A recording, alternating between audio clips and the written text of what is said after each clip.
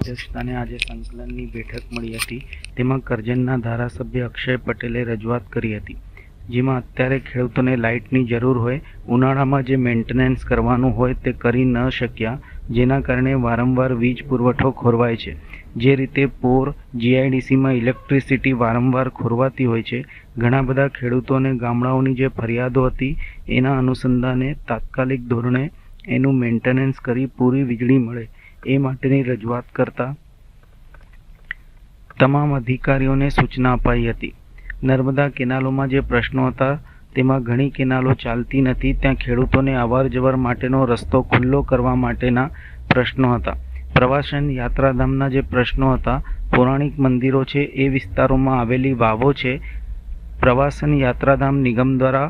ફરી રિપેર કરી યાત્રાધામનો વિકાસ થાય એ રીતના મુદ્દાઓ ઉપર ચર્ચા કરી હતી. પ્રી મોન્સૂન કામગીરી સંદર્ભે પણ કોઈ પણ જગ્યાએ પાણી ન ભરાય તેને લઈને પણ સૂચના અપાઈ છે, તેમ તેઓએ જણાવ્યું હતું. ત્યારે જિલ્લા સંકલનની અંદર આજે કલેક્ટરશ્રીના અધ્યક્ષસ્થાને આજે જે મિટિંગ હતી એની અંદર જે અમારા વિસ્તારના જે પ્રશ્નો હતા એ પ્રશ્નોની અંદર ખાસ કરીને ગુજરાત વિદ્યુત બોર્ડ જીઈબીના પ્રશ્નો હતા કે અત્યારે ખેડૂતોને લાઇટની તાતી જરૂર હોય અને ઉનાળાની અંદર મેન્ટેનન્સ જે કરવા જેવું હતું કરી નથી શકે, એને કારણે વારંવાર વીજ ખોરવાય છે. એ રીતે પોર જીઆઈડીસીના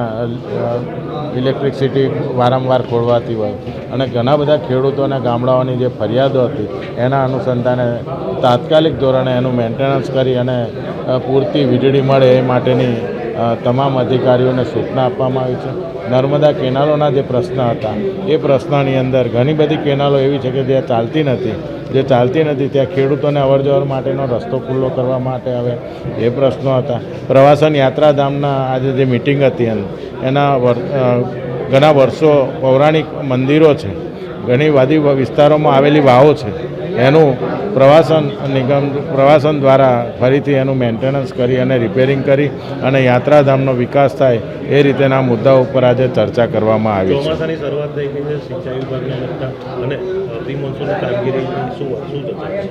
આજે પ્રી મોન્સૂનની કામગીરી અમારા ગ્રામ્ય કક્ષાએ તો લગભગ પંચાયતોને તમામ જિલ્લા વિકાસ અધિકારી અને તાલુકા વિકાસ અધિકારી દ્વારા સૂચના આપવામાં આવી છે, પરંતુ જે મારા વિસ્તારની અંદર આ કરજણ નગરપાલિકા જે છે એની અંદર પણ ચીફ ઓફિસરને સૂચનામાં આપવામાં આવી છે કોઈ પણ જગ્યાએ પાણીનો ભરાવો ના થાય એ રીતે તમામ જે કંઈક કાર્યવાહી કરવા જેવી હોય તે કરવાની સૂચના આપી છે.